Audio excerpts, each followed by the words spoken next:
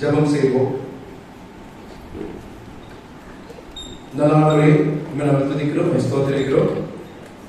இப்பொழுது கூட சற்று நேரம் இந்த வார்த்தைகளை நாம் தியானிக்கும் போது இந்த வார்த்தை மூலமாக என்னோடு பேசும், எங்களோடு பேசும். இந்த நேரத்தை எங்கள் ஒவ்வொருவருக்கும் மாற்றமாக்கிட்டார். இயேசு மூலம் கேட்கிறோம் அன்புள்ள பிதாவே, ஆமென். அல்லேலூயா. கர்த்தருக்கு மகிமை உண்டாவதாக. உண்மையாகவே கர்த்தர் நல்லவர்.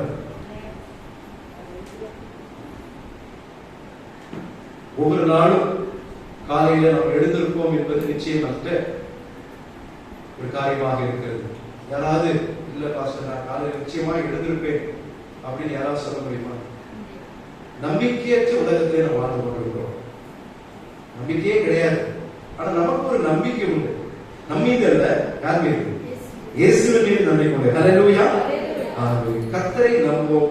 கர்த்தர் நிச்சயமாக இந்த வருடத்தை நமக்கு நன்மையாக மாற்றி தருவார். ஒருவேளை கடந்து போன வருடம் ஒரு கஷ்டமான ஒரு வருடமாக அநேகருக்கு இருந்திருக்கலாம், நிச்சயமாக இருந்திருக்கும். ஆனா கர்த்தர் நிச்சயமாக நமக்கு நன்மையாக இந்த வருடத்தை நமக்கு மாற்றி தருவார். குறை இல்லாதவர்கள் யாராவது உண்டா? பாஸ்டர் எனக்கு எந்த ஒரு குறையும் கிடையாது அப்படின்னு யாருமே சொல்ல முடியாது. எல்லாரும் குறை உள்ளவர்கள். ஆனா நம்முடைய எல்லா காரியங்களுக்கும் மூல காரணம் என்ன தெரியுங்களா? நம்முடைய குறையை நாம் உணர்வதில்லை. மற்றவர்களுடைய குறையை தான் அதிகமாக எண்ணி பார்க்கிறோம். அவர்களுடைய குறையை தான், மற்றவர்களுடைய குறையை தான் அதிகமாக யோசிக்கிறோம், சொல்லுகிறோம், எண்ணுகிறோம். ஆனா நம்மிடத்தில் நிறைய குறைகள் இருக்கிறது, அதை நாம் யோசிப்பதே இல்லை. குறைகள் நம்மிடத்திலே இருக்கு, அதே குறைகளும் நம்மிடத்திலே உண்டு, அதை நாம் மறந்து விடுகின்றோம். ஒரு சிறுவன் பெட் ஷாப்புக்கு போனோம், தெரியல, நாய், பூனை, பறவைகள் இவையெல்லாம் விற்கின்ற ஒரு கடை. அந்த கடைக்கு ஒரு நாய் வாங்க வேண்டும் என்று அந்த சிறுவனுக்கு ரொம்ப ஆசை. அதனால தங்கத்தில் இருக்கிற அந்த பணத்தை எடுத்துக்கொண்டு அந்த ஒரு நாயை வாங்குவதற்காக ஒரு கடைக்கு செல்கின்றான். அந்த கடைக்காரனை பார்க்கிறான். கடைக்காரன் அந்த சிறுவனை பார்த்து, என்ன தம்பி உங்களுக்கு வேணும்? அண்ணே எனக்கு ஒரு அழகான நாய் வேணும். சரி பாருப்பா அப்படின்னு சொல்றான். அதை பார்த்துட்டு ஒரு நாய் ரொம்ப அழகா இருந்தது, அதை கேட்கிறான். இந்த நாய் எனக்கு வேண்டும். அவன் சொல்றாரு, இது 1000 ரூபாய், இதை நீ வாங்குவதெல்லாம் 1000 ரூபாய் கொடுக்க வேண்டும். இந்த சிறுவன் யோசிக்கிறாங்க, என் கையில் இருக்கிறது 100 ரூபாய். இந்த 100 ரூபாய் வச்சு நான் எப்படி 1000 ரூபாய் நாயை வாங்க முடியும்? சரி வேண்டாம், இன்னொரு நாயை பார்க்கலாம் சொல்லிட்டு அப்படியே பார்க்கும்போது இன்னொரு நாயை பார்க்கிறார். இதோடைய விலை என்ன அப்படின்னு சொல்லும்போது அவர் 500 ரூபாய் என்று சொல்லுகிறார். கொஞ்சமா யோசிக்கிறார், அவனுக்கு இருக்கிறது 100 ரூபாய் வச்சு. இப்படி தனக்கு பிடித்தமான நாய்களை சொல்லுகிறார். ஆனால் தன்னுடைய இருக்கிற அந்த பணத்தை காட்டிலும் மேலான தொகை தான் அந்த சகோதரர் சொல்லிக் கொண்டிருந்தார். இவனுக்கு கஷ்டமா போச்சுன்னா நாய் வாங்குவது சும்மா போகக்கூடாது சொல்லி அப்படி பார்க்கும்போது அந்த கடையினுடைய ஓரத்துல ஒரு நாய் உட்கார்ந்து கொண்டிருந்தது. அது கொஞ்சம் கத்திக்கொண்டே வர இருந்தது. அப்ப இவனுக்கு அந்த நாயை பார்த்தோன்னே, அண்ணே இந்த நாய் என்ன விலை எனக்கு கொடுக்க முடியுமா? ஒரு மாதிரி பார்த்து சொன்னாரு, இல்ல அந்த நாய் உனக்கு நீ வாங்கி செல்ல முடியாது, அதுக்கு உனக்கு ஒத்து வராது. ஏன் அப்படின்னு, இல்ல நீ சிறுவனாக இருக்கிறாய், நீ துள்ளி குதித்து ஓடுவாய், உன்னோடு சேர்ந்து அந்த நாயும் துள்ளி குதித்து ஓடினாதான் நல்லா இருக்கும்.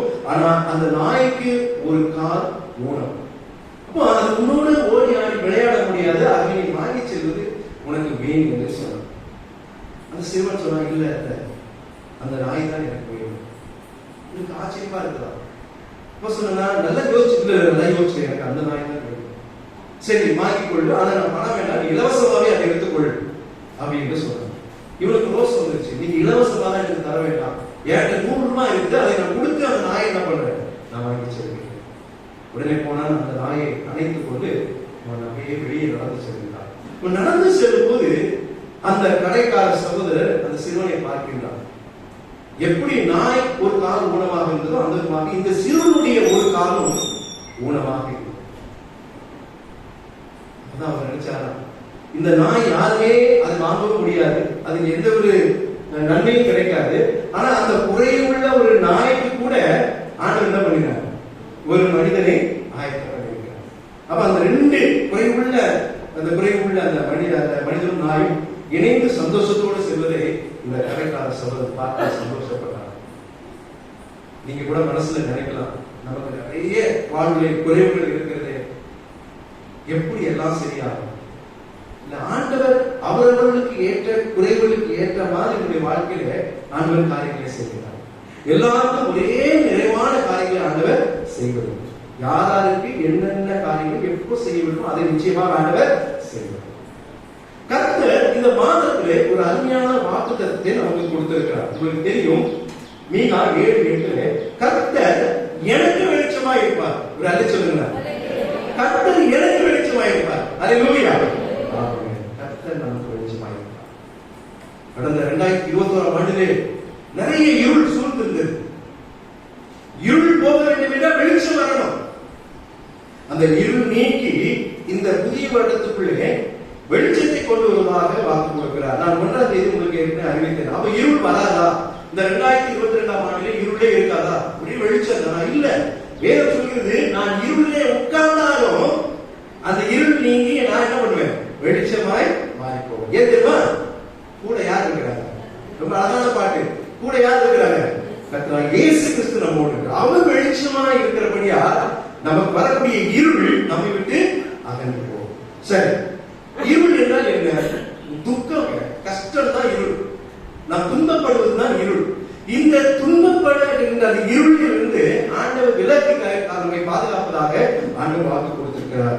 இருள் நீங்கி வெளிச்சம். நம்முடைய வாழ்க்கையில் ஆண்டவர் இருள் நீங்கி வெளிச்சத்தை தருவதாக வாக்கு கொடுக்கிறார். இருள் வராதுன்னு நான் சொல்லல. நான் 1ஆம் தேதியே சொன்னேன். இந்த வருஷத்துல ஆரம்பமே அமர்க்கலமா இருக்குது.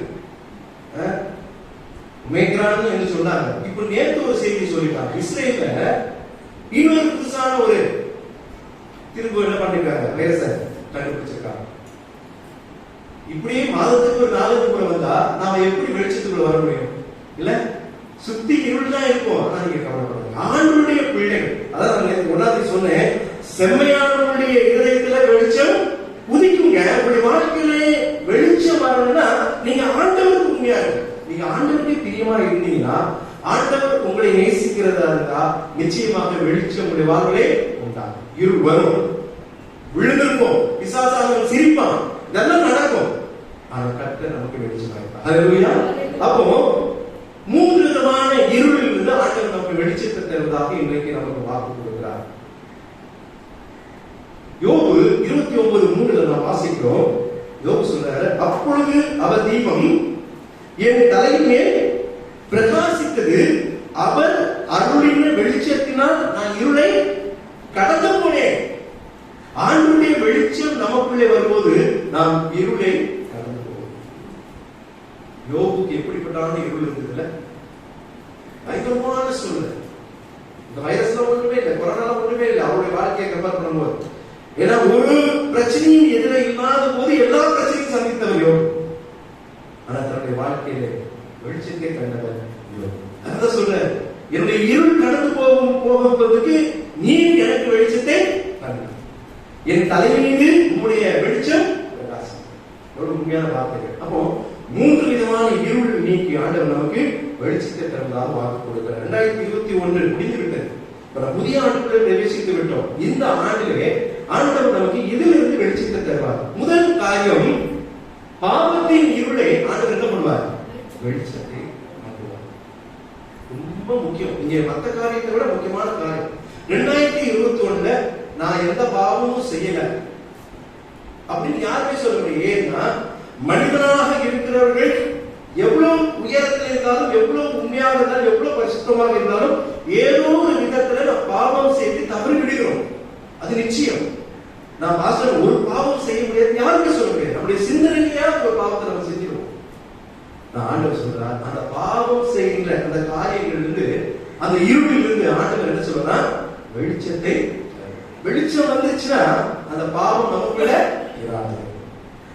ஏசாயா 9ஆம் அதிகாரம் 2ஆம் வசனத்துல இப்படியாக வாசிக்கிறோம், இருளிலே நடக்கிற ஜனங்கள் பெரிய வெளிச்சத்தை கண்டார்கள். இருளில் நடக்கிற நாம் எதை காண போகிறோம்? பெரிய வெளிச்சத்தை காண போகிறோம். அதை தொடர்ந்து பார்க்கும்போது, மரண இருளின் தேசத்திலே குடியிருக்கிற வெளிச்சம் பிரகாசித்தது என்று வாசிக்கிறோம். நாம் மரண இருள், பாவம் என்பது மரணத்தை குறிக்கிறது. அதுதான் பாவம் செய்கிற ஆத்மா சாவு. சாவுனா இந்த உலகத்திலே சாவுது. பாவம் செய்கிற ஆத்மா நரகத்துக்கு போகும். அதாவது வெளிப்படுத்தும் விசேஷம் 21ஆம் அதிகாரம் 8ஆம் வசனத்துல பயப்படுகிறவர்களும் அவிசுவாசிகள் பார்த்தவரும் விபச்சாரக்காரரும் சூனியக்காரரும் பொய்யர் அனைவரும் இரண்டாம் மரணமாகிய அக்கினியும் கந்தமும் என்கிற கடலிலே அந்த பாவம் என்கிற அந்த இருள் நம்மை சூழ்ந்திருக்கும் போது ஒருவேளை அதனுடைய முடிவு என்ன? அப்ப பாவத்தோடு நாம் மறிப்போமானால் நாம் மோட்சத்துக்கு போக முடியாது, நரகத்துக்கு. இந்த 2022 ஆண்டிலே ஆண்டவர் நமக்கு ஒரு வெளிச்சத்தை தருவதாக பார்த்து கொடுக்கிறார். அது முதல் காரியம், நம்முடைய பாவங்கள் மன்னிக்கப்படும். அது ரொம்ப முக்கியம். அது இல்லாம ஒண்ணுமே கிடையாது. அதுக்கப்புறம் தான் எல்லாமே வரும். உங்களுடைய பாவங்கள் 2021 பழையவர்களே நீ மன்னிக்கப்பட்டிருக்கலாம். ஆனா பாவத்திலிருந்து நீ விடுதலை பெற்றிருக்கலாம். ஆனா பாவம் செய்யாமல் இருந்திருக்கிறோமா? அதை யோசிக்கும். 2022 இந்த புதிய ஆண்டு அப்படி ஒரு தீர்மானத்தை ஆண்டவரே, உமக்கு பிரியமில்லாத ஒரு காரியத்தையும் நான் செயல்படாதபடி, நான் செயல்படுத்தாதபடி உம்முடைய வெளிச்சத்தை எனக்கு தா. நீ வெளிச்சமா இருப்பேன் என்று எனக்கு வாக்கு கொடுத்து என்னுடைய இதயத்தில் நீ வெளிச்சத்தை கொண்டு வா. முதல் காரியம் ஆண்டவரை கேட்குமா? இந்த வருடம் முழுதும் ஆண்டவர் வளர்ப்பார். அதுதான் முதல் ஆசீர்வாதம், பெரிய ஆசீர்வாதம். வெளிச்சம் நம்முடைய இருதயத்துக்குள்ளே இருப்பது பெரிய ஆசீர்வாதம். ஆண்டவராகிய இயேசுவினுடைய வெளிச்சம் நம்முடைய இருதயத்தில் இருக்குமானால் பாவத்தின் இருள் நிச்சயமாக நம்மை விட்டு நீங்கி போகும். லூக்கா எழுதின சுவிசேஷம் 7ஆம் அதிகாரம் 36 50 வரைக்கும் பார்க்கும்போது ஒரு பாவியாகிய ஒரு ஸ்திரீ இயேசுவிடத்திலே கொண்டு வரார். உங்களுக்கு தெரியும், விபச்சார ஸ்திரீ இயேசுவிடத்திலே கொண்டு வந்து இவரை கல்லறிந்து கொள்ள வேண்டும் என்று சொல்லி ஜனங்கள் அவரிடத்திலே கொண்டு வரார். அவங்களுக்கு பிரச்சனை அந்த பெண் மீது அல்ல, இயேசுவே. இயேசுவை குறை சொல்லிவிட வேண்டும் என்று சொல்லி எவ்வளவோ கங்கணம் கட்டி என்னென்னவோ செஞ்சு பார்த்தாங்க, ஒண்ணும் முடியல. கடைசி இந்த பெண் மூலமாக ஏதாவது செய்யலாம் என்று சொல்லி இயேசுவிடத்திலே கொண்டு வந்தார். ஆனா அந்த பாவியாகிய ஸ்திரீயிடத்தில் இருந்த அந்த இருள் ஆண்டவர் வந்தபோது அவருடைய வெளிச்சத்தை அவள் கண்டார். அதிலிருந்து அவள் இருள் நீங்கி அவர் பிரகாசமாய் திரும்பி போனார் என்று வேதத்தில் வாசிக்கிறோம். 7ஆம் அதிகாரம் 48ஆம் வசனத்தை லூக்கா 7:48 உன் பாவங்கள் உனக்கு மன்னிக்கப்பட்டது. அதுதான் ஆசீர்வாதம். அதுதான் ஆண்டவருடைய இருதயத்திலே வெளிச்சமாய் இருப்பார்.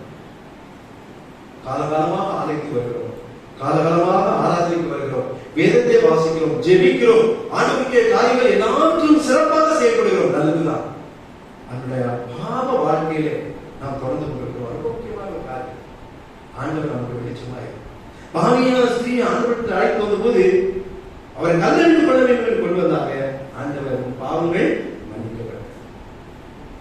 ஆண்டவர் ஒரே வார்த்தை கேட்டது, எல்லாரும் பார்த்து உங்களை யார் பாவம் செய்யலையோ அவங்க முதல்ல கேட்டது.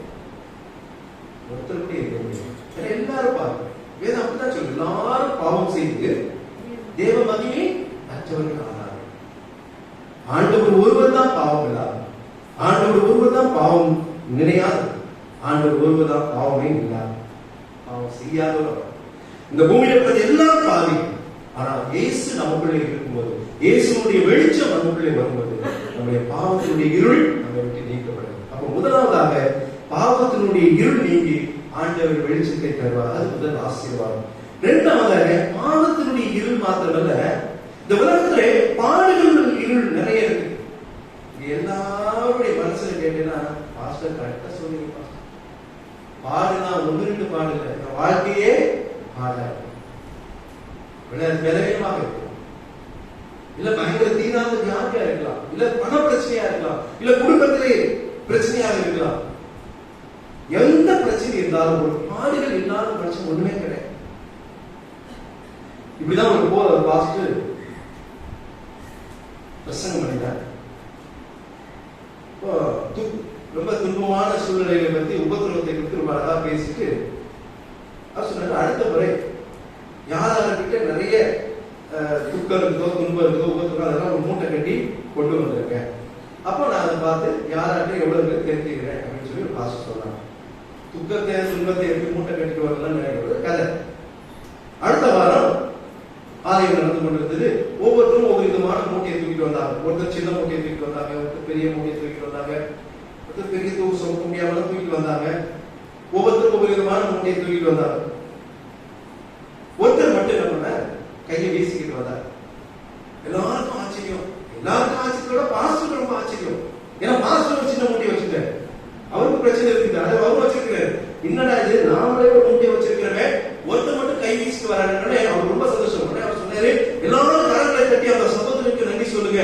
இந்த உலகத்துல எல்லாருக்கும் இந்த ஆரோக்கியத்தில் வரக்கூடியவர்கள் எந்த ஒரு பிரச்சனையும் துன்பமும் பாடு இல்லாத ஒரு மனிதன் நடந்து வருகிறார். கை தட்டுங்க மாஸ்டர், நிறுத்துங்க, அவசரப்பட்டு சொல்லிட்டாதீங்க.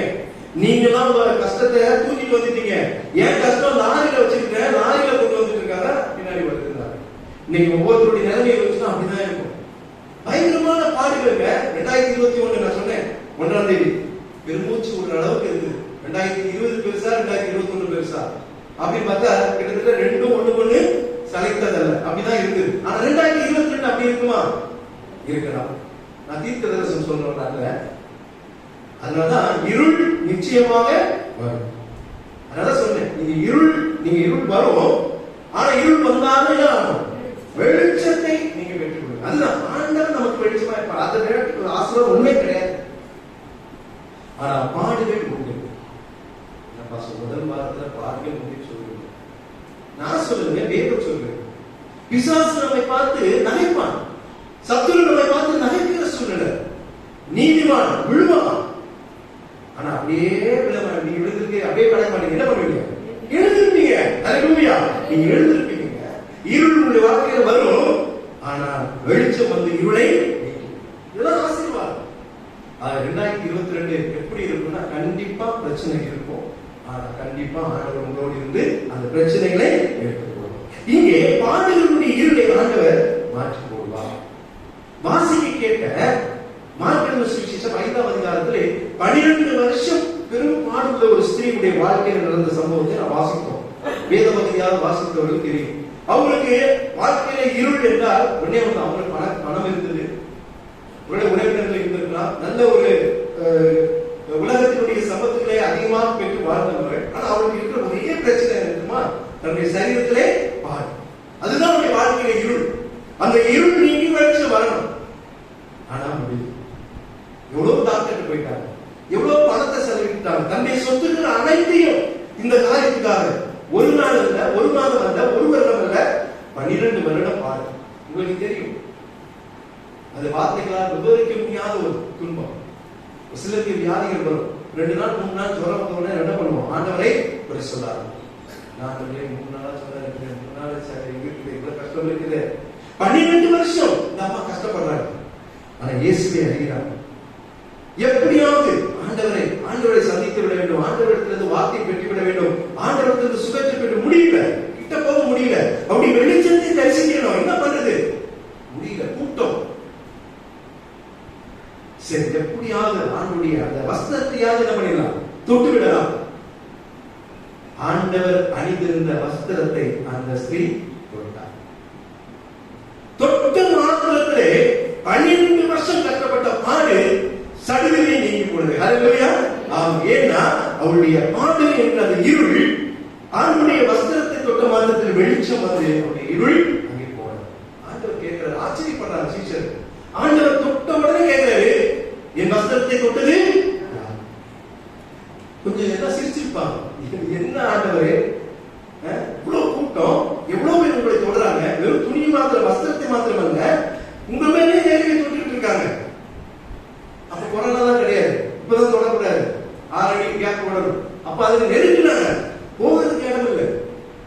அவர் சொன்னார், இல்ல என்னிடத்திலிருந்து வெளிச்சம் புறப்பட்டது, என்னிடத்திலிருந்து வல்லமை புறப்பட்டது. வல்லமை தான் வெளிச்சம். அந்த வல்லமை புறப்படுத்தினாலே, வெளிச்சம் புறப்படுத்தினாலே அந்த 12 வருஷம் பாடுள்ள அந்த ஸ்திரீனுடைய வாழ்க்கையில இருள். எவ்வளவு ஒரு சந்தோஷம், எவ்வளவு ஒரு மகிழ்ச்சி. எப்படி யோசிச்சு பாருங்க. இல்ல, அந்த வஸ்திரத்திலே தொட்ட மாத்திரத்திலே ஆண்டவர் அவர் வெளிச்சத்தை அவர் கொடுத்தார். பாடுகளுக்கு இருள் அந்த 12 வருஷம் பாடுள்ள ஸ்திரீ விட்டு வந்திருக்கிற நீங்க ஒருவேளை புதிய வருஷத்துக்குள்ளே பலவிதமான துன்பத்துக்குள் உட்பட்டு நீங்க வந்திருக்கலாம். அந்த வியாதியாக இருந்தாலும் சரி, மற்ற காரியங்கள் இருந்தாலும் சரி, நீங்க கவலைப்படாது. இந்த 2022ஆம் ஆண்டிலே, இந்த புதிய மாதத்திலே, இந்த முதல் பரிசுத்தமான மனமகிழ்ச்சி நாளிலே மாலைக்கு வந்திருக்கிறோம். ஆண்டவர் உங்களுடைய பாவத்தின் இருளை நீக்கி வெளிச்சம் தருவார். 2வது, எவ்வளவு பெரிய பாடுகள் இருந்தாலும் அந்த இருளை நீக்கி ஆண்டவர் வெளிச்சம் தருவார். 3வதாக ஒரு காரியத்தை என்று சொல்லி நான் கடந்து போகிறேன். வாசிங்கள். யோபு 19ஆம் அதிகாரம் 8ஆம் வசனத்தை நான் வாசிக்கிறேன். யோபு 19 8ஆம் வசனம். வாசிக்கிறேன். நான் கடந்து போக கூடாதபடிக்கு அவர் என் பாதையை வேலி அடைத்து என் வழிகளை நடந்து போற பாதைகளில் வரக்கூடிய இருள் நம்முடைய வாழ்க்கையில் இன்னும் இருக்கு. நடந்து போற வெறும் நடந்து போவது மாத்திரமல்ல, நம்முடைய எல்லா செயல்களிலும் நம்ம செய்கிற ஒவ்வொரு கிரியைகளிலும் இருள் சூழ்ந்து கொண்டிருக்கிறது. இதையும் ரொம்ப அழகா சொல்றீங்க, நல்ல கவனிங்க. நான் கடந்து போக கூடாதபடிக்கு. யோபு எப்படிப்பட்டவர்? உத்தமனும் சன்மார்க்கனும் தேவனுக்கு பயப்படுகிறவனும் பொல்லாங்குக்கு விலகுமாய் அவனை போல பூமியில் ஒருவனும் இல்லை. இது மனிதர்கள் சொன்ன சாட்சி அல்ல, பிசாசு சொன்ன சாட்சி அல்ல. யார் சொன்ன சாட்சி? கர்த்தரே சாட்சி சொன்னார். ஹல்லேலூயா. அப்பேற்பட்டவர் இப்ப என்ன சொல்றாரு? யோபு 19 நான் கடந்து போக கூடாதபடிக்கு அவர் நான் நடக்கின்ற பாதையில என் வழியில ஒரு வேலையை அடைத்து அந்த பாதையை என்ன பண்ணிட்டார்? இருளாக்கி விட்டார். சில நேரங்கள்ல இருள் ஆண்டவர் அனுமதிக்கிறார். நல்லா புரிந்து, யோபுடைய வாழ்க்கையில் ஒரு பெரிய இருள். அவர் நடந்து போகக்கூடிய வழிகளிலே அவருடைய வாழ்க்கையிலே ஒரு பெரிய இருள் சூழ்ந்தது. அவர் நம்ம மாதிரி இல்ல, தான் பரிசுத்தமானதும் தன்னுடைய குடும்பத்தின் மக்களையும் என்ன பண்ணார்? பரிசுத்தப்படுத்திக் கொண்டே இருந்தார். அவர் வாழ்நாள் முழுவதும் வார்த்தைக்கு ஒருவர் கூடி வர செய்து, ஐயோ என்னுடைய பிள்ளைகள், என்னுடைய உறவுகள், என்னுடைய சொந்தக்காரர்கள் இவங்கெல்லாம் ஏதோ தவறு செய்திருப்ப, இவனுக்கு தெரியும் முடித்தவரைக்கும் எவ்வளவு உண்மையாக இருக்கணுமோ அவ்வளவு பரிசுத்தமாக வாழ்ந்தவர். ஆனால் தன்னுடைய பிள்ளைகள் அந்த பாதையை விட்டு விலகி கூடாது என்று சொல்லி ஒவ்வொரு வாரம் கூடி வரை செய்து அவரை பரிசுத்தப்படுத்திக் கொண்டவர். இயேசு தேவனை குறித்து சொன்னவர். ஆனா அவர் இப்ப சொல்றான், என் பாதையில இருள் சூழ்ந்தது. உண்மைதான். யோபுவை குறித்து 2 வாரங்கள் முன்பதாக ரொம்ப தெளிவாக நான் பேசுகிறேன். மனிதர்கள் மாணிக்கம் ஞாபகம் சரி, மனிதர்கள் மாணிக்கம் என்று சொல்லி யோபுவை குறித்து நான் உங்களுக்கு சொன்னேன். அது அவன் பட்ட துன்பங்கள் நான் ரொம்ப அழகா சொல்லியிருந்தேன். அவ்வளவு கஷ்டம், பாதையில் இருள் சூழ்ந்தது. ஆனா நீங்க முடிவு பாருங்க, எத்தனை தலைமுறை அவன் வேண்டாம் தெரியுமா? எத்தனை தலைமுறை? நம்மளாம் எத்தனை தலைமுறை காரணம் இல்ல, 4 தலைமுறையை அவன் கண்டு எப்படி மறித்தான்? பூரண வயது உள்ளவனாய் மறித்தான். ஆரம்பத்தில் எப்படி இருந்தான்? பூரணமா இருந்தான், ரொம்ப நல்லா இருந்தான். முடிவு ரொம்ப நல்லா இருந்தான். நடுவுல என்ன நடக்குது? கொஞ்சம் அவ்வளவுதாங்க. நீங்க இருளுக்கு உட்காருவீங்க, இருள் வரும். யோபுக்கு வந்தது கொஞ்ச நாள், கொஞ்சம் கஷ்டம். இது லேசான உபத்திரம். அப்போஸ்தலன் பவுல் சொல்றாரு, இது லேசான உபத்திரம், சீக்கிரமாய் நீங்கிவிடும் லேசான உபத்திரம். பாஸ்டர் ரொம்ப அழகா அந்த பாட்டு பாடுறாங்க, அதி சீக்கிரத்தில் நீங்கிவிடும் இந்த லேசான. இதெல்லாம் லேசான, நம்ம லேசான உபத்திரம் கூட மறக்காது. ஆனா இந்த வருஷம் உண்மையாகவே கடந்த வருஷத்தை காட்டிலும் ஆண்டவர் நிச்சயமாக ஒரு ஆசீர்வாதமாக தருவார் நம்புகிறேன். ஆனால் இருள் வந்தாலும் கர்த்தர் நமக்கு வெளிச்சமாக இருக்கிறார். ஹல்லேலூயா. நம்முடைய பாதைகளிலே இருள் சூழ்ந்தாலும் நாம் என்ன பண்ணுவோம்? வெளிச்சத்தை பெற்றுக்கொள்வோம். பாதையுடைய இருள் நடந்து போகும்போது இருட்டா இருக்குன்னா யாராவது விரும்புவீங்களா? சாட்சி கூட சொன்னாங்க, நான் இப்ப உண்மைதான். ஒரு சிலர் சொன்னாங்க இருட்டா இருக்குது, அதையும் சொன்னாங்க, எல்லாரும் வர முடியல, கஷ்டம் தான். அப்போ சாதாரண நடந்து வரக்கூடியதுக்கே நம்ம வெளிச்சம் வேணும்னா நம்முடைய வாழ்க்கை முழுவதும் எவ்வளவு பெரிய வெளிச்சம் நமக்கு அவசியமாக இருக்கிறது. அப்போ கிறிஸ்துவே நமக்கு வெளிச்சமாக இருக்கும்போது நம்முடைய பாவத்தின் இருள் நீங்குவது மாத்திரமல்ல, பாதைகளின் இருள் நீங்குவது மாத்திரமல்ல, நம்முடைய பாதைகளில் வரக்கூடிய இருளையும் ஆண்டவர் பண்ணுவார், நீக்கி வெளிச்சத்தை தருவார். ஒரே ஒரு சம்பவத்தை சொல்லி நான் முடிக்கிறேன். யோசுவா உங்களுக்கு தெரியும், மோசேக்கு பிறகு இஸ்ரவேல் ஜனங்களை யார் வழி நடத்துவது? ஒரு கஷ்டமான ஒரு சூழ்நிலையிலே யோசுவாவை ஆண்டவர் தெரிந்து கொள்கிறார். மோசே மரித்து போகிறார். யோசுவா அந்த இடத்துல மோசேக்குரிய அந்த தகுதியை வாங்கிக்கிறார். ஒரு பயம் வந்துச்சு. ஏன்னா யோசுவாவை பார்த்து ஆண்டவர் சொன்னார், மோசேக்கு பிறகு நீ தான் இஸ்ரவேல் ஜனங்களை வழி நடத்த வேண்டும். பயப்படுறான். ஏன்னா மோசே பட்ட கஷ்டத்தை இவனுக்கு தெரியும். ஐயோ, நான் நடந்து போக வேண்டிய பாதைகள் ரொம்ப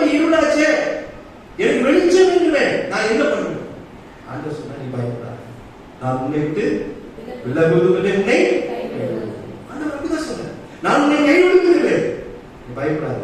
மோசேயோடு இருந்தது போல நான் உன்னோடும் இருப்பேன். எவ்வளவு அருமையான ஆண்டவர் பாருங்க. அல்லேலூயா. ஆண்டவர் நம்மோடு நிச்சயமாக இருப்பார். என் கூடவே வரும். ஓ கூடவே வராது. யோசுவா சரி சொல்லி தைரியப்படுத்திக் கொண்டான். யோசுவாவும் நிறைய அற்புதங்களை செய்தவன், ஆண்டவருடைய கிருபையினாலே அற்புதங்களை செய்தவன். ஒரே ஒரு காரியம், தான் கடந்து போகும்போது ஒரு பெரிய ஒரு எதிரிகளை அவன் சந்திக்க வேண்டியிருக்கிறது. யோசுவா 10ஆம் அதிகாரம் வாசிக்க வேண்டாம், வீட்டில் போய் படிச்சு பாருங்க. அங்க அதோனிசேதேக் என்ற எருசலேமினுடைய ராஜா இந்த யோசேப்பை பற்றி கேள்விப்பட்டு, இவர்கள் இந்த இடத்துல கடந்து வருகிறார் என்று கேள்விப்பட்டு, அவன் மாத்திரம் எதிர்க்க முடியாது என்று சொல்லி இன்னும் 5 ராஜாக்களுடைய கூட்டத்தையும் சேர்த்து மொத்தமாக எடுத்து வராங்க. அப்ப யோசுவா யோசிக்கிறான், என்ன ஆண்டவே, மோசே நடந்தது போல உங்களை நடத்தவே சொன்னீரே, இப்ப எங்களை காட்டிலும் பலசாலிகளாக எங்க எடுத்து வராங்க, என் பாதையிலே நான் இருளை காண்கிறேன், எப்பொழுது வெளிச்சு வரும்? யோசுவாவுக்காக யார் யுத்தம் பண்ணுவாங்க? கர்த்தரை யுத்தம் பண்ணுவாங்க. ஹல்லேலூயா. ஆமாங்க, வீட்டுல போய் படிச்சு பாருங்க. யோசுவாலாம் படிக்கணும். ஒவ்வொரு வசனமும் உங்களுக்கு ஒரு நாள் ஃபுல்லா இயேசுவை குறித்து சொல்லும், தேவனை குறித்து சொல்லும், கர்த்தரை குறித்து சொல்லும், வெளிச்சத்தை குறித்து சொல்லும். அற்புதமாய் நடத்தினார். ஆண்டவர் யுத்தம் பண்ணினார். அநேக ராஜாக்கள், அநேக தேவனுடைய பிள்ளைகள் ஆண்டவரிடத்திலே மன்னித்த போது ஆண்டவர் அவர்களுக்காக யுத்தம் பண்ணினார். ஏனென்றால் அவர் நமக்கு வெளிச்சமாக. கர்த்தர் இந்த மாதத்திலே நமக்கு ஆசீர்வாதம். கர்த்தர் உனக்கு வெளிச்சமாக, கர்த்தர் எனக்கு வெளிச்சமாக, கர்த்தர் நமக்கு வெளிச்சமாக. பாவத்தின் இருளை நீக்கி வெளிச்சத்தை தருவார். பாடுகளின் இருளை நீக்கி வெளிச்சத்தை தருவார். பாதைகளிலுடைய இருளை நீக்கி வெளிச்சத்தை தருவார். ஆகவே அந்த வெளிச்சம் யாருக்கு என்றால் ஆண்டவருடைய பிள்ளைகளுக்கு மாத்திரம். உலகத்தில் எவ்வளோ ஜனங்கள், கோடிக்கணக்கான ஜனங்கள் எல்லாரும் இருள் நீங்கி வெளிச்சத்தை காண முடியுமா? முடியாது. ஆண்டவருடைய பிள்ளைகளுக்கு மாத்திரம் தான் வெளிச்சம். நீங்கள் பிள்ளைகளாக, ஆண்டவருடைய பிள்ளைகளாக மாறுவீர்களா, இருள் நீங்கி வெளிச்சம் விடுவாங்க என்று ஆசைப்படும். ஆகவே மீண்டும் சொல்கின்றேன், கர்த்தர் இந்த வருடத்தில், குறிப்பாக இந்த மாதத்தில் நமக்கு தரக்கூடிய ஆசீர்வாதமான வாக்கு, கர்த்தர் நமக்கு வெளிச்சமாக. எல்லா கரைகளுக்கும் சொல்லணும். அல்லேலூயா, அல்லேலூயா, அல்லேலூயா. கர்த்தருடைய ஆசீர்வாதம்.